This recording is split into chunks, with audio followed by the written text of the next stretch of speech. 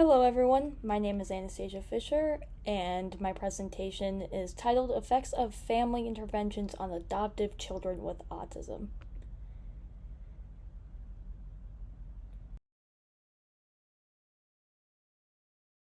So first, for introduction, autism plays a role in how people suffering from the disorder interact with family, whether that's with their parents, siblings, or their friends, and how that child would adapt to certain situations. Raising a child with autism can cause stress for parents while also making a neurotypical sibling or family member feel left out or jealous that their atypical sibling is getting all the attention. This is also very amplified when we talk about specifically children that are adopted, because children that are adopted tend to feel more isolated and like they don't belong. The thesis for this presentation is parents' choices and attitudes towards caring for their adoptive child with autism can affect the behaviors, attitudes, and actions of the family.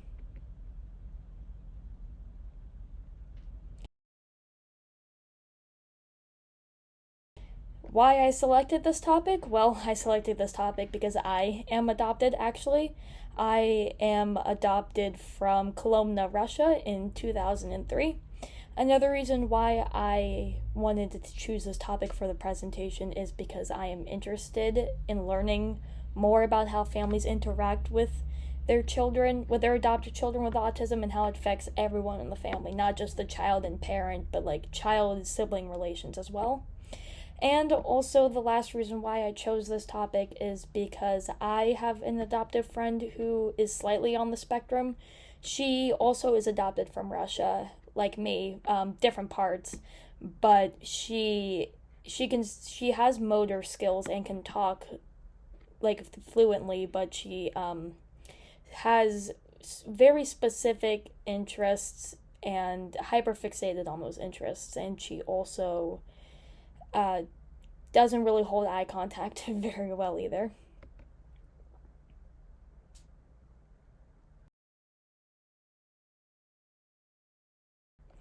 Alright, so research supporting my thesis. This is the first slide. Up above, you see a little chart just with adoptee statistics and how most adoptee children are international. So first up, we have Lyle, who wrote a paper explaining the best ways for adoptive parents to prepare for adopting a child with special needs, specifically autism. She expressed that there are a series of questions that an adoptive family should ask themselves before even considering it. A couple of those questions are, what disabilities are we prepared to handle? Like, are we prepared to handle a child with autism, or are we prepared to handle a child with neurological issues, just different things. Another question could be, how are we going to prepare our family for this child that has autism? Like, how are we going to address it? Also, adoptive parents should secure as much medical information as possible about the child, such as family history, birth weight, and health and developmental problems. That will not only help the parents prepare the child for a child with such issues, but it could also help the child later down the road if they are interested in their medical history. Now, Bovskin, I probably butchered that name, he analyzed the influences of child's pre-adoptive history and adoptive parents' characteristics on the psychological adjustment. He suggested that adoptive parents demonstrate warmth, security, and positive parenting, and how positive parenting increases positive behavior. So if the child comes into a family who is very open, very warm, and very supportive, that child will show less developmental issues, less behavioral issues, than, let's just say, a child who's adopted into a home where the parents are mean, neglectful. That can only increase such issues and increase the symptoms of autism. He also suggested that physical maltreatment and sexual abuse have been associated with an increase in externalizing or internalizing behavior. So what he's saying there is if an adoptive child with autism goes into a family where that child is sexually abused or neglected in any way, then the child would learn how to internalize that behavior, and then that can escalate into more severe behavioral problems later on.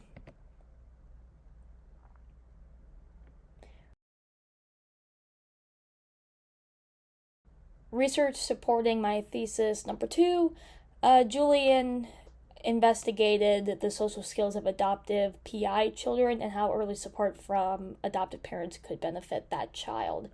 She found out that offering support during adolescence anticipate the problems that are more likely to emerge. So what they are saying there is if you address certain behavioral problems with an adoptive child early on in their life, then during adolescence they are less likely to engage in those behaviors again. Julian also discovered that PI children who lacked a supportive early caregiver-child relationship has increased emotional stress. So basically, if their new caregiver is either abusive or not treating the child right, then that can cause emotional stress. Next up, Green and Kay studied how syndromic autism existed in children adopted after family breakdown.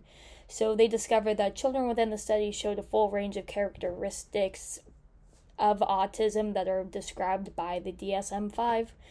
They also showed that social impairments that adoptees show could contribute to very poor functional outcomes after being adopted.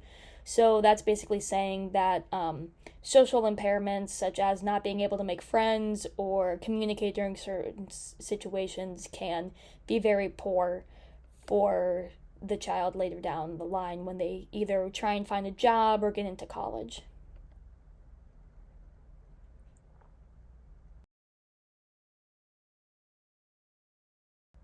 Research opposing my thesis, Carmi studied how environmental factors impacted adoptees' lives, so not just social factors, but environmental, and how, such as maternal prenatal medication use, preterm, postterm pregnancy influenced the rate of autism in an adoptive child, and how smoking and alcohol when the birth mother is pregnant also increased the risk of autism.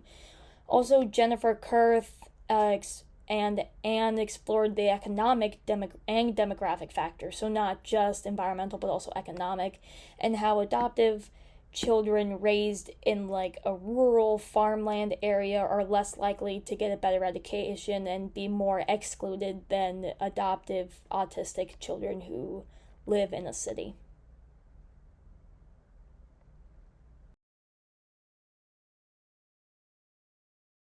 Implications, one of the implications is younger children could feel they are getting a lack of attention, so that is the neurotypical siblings can feel they are not getting as much attention from mom or dad because they can think that all their attention is being placed on their autistic sibling instead. So, to decrease the neurotypical child feeling neglected, parents should increase their love equally, and they should also ask if the typical sibling wants to share their toys with their sibling with autism. That can increase sibling relationships and build strong bonds between the siblings. Also, certain interventions could lead to developmental gains in cognitive ability, communication skills, and it can reduce ASD symptoms overall. Also, parents should choose whether or not to foster relationships between siblings. If they do choose that, then that means that the adoptive child would have a bigger support system, but if they don't choose to do that, then it could lead to behavioral issues and both siblings feeling left out and kind of neglected emotionally.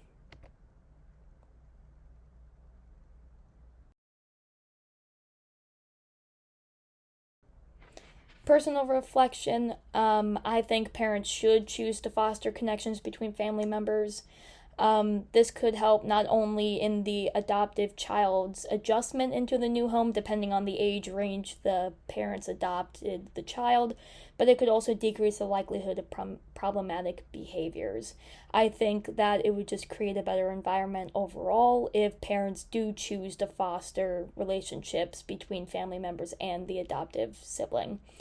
I also think that there should be tests and interviews that adoptive parents should go through before adopting, because some parents just don't meet the right qualifications depending on the adoptee organization they go through, and I think it would help filter out wrongful candidates that would maybe hurt the child in the future.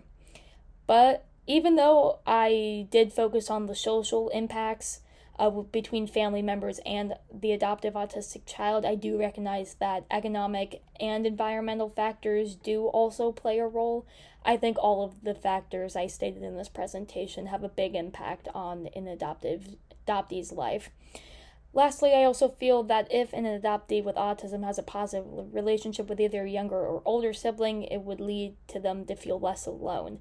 Not only that, but it could also make the younger child more like they can help raise their brother or sister with their parents, and it could also help an older sibling take on more responsibility and feel more connected to their autistic adoptive child.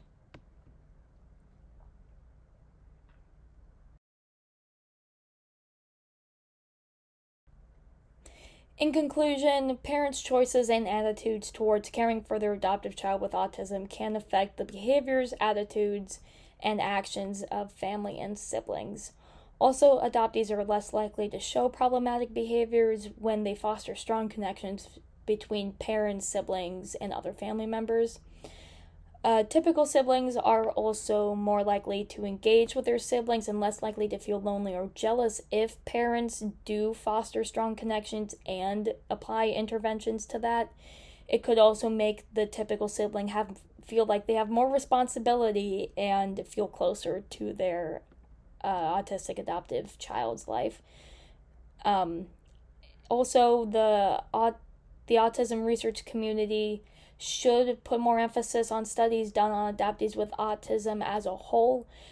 Throughout this presentation, trying to find research, it was hard for me because there really aren't that many studies done on autistic adoptees specifically, and that's where I think the research community as a whole can definitely improve on that. And the next 3 slides coming up are just a list of my references used. Here's the second slide, and there's the third one. Thank you so much for watching my presentation, and I hope you enjoyed it.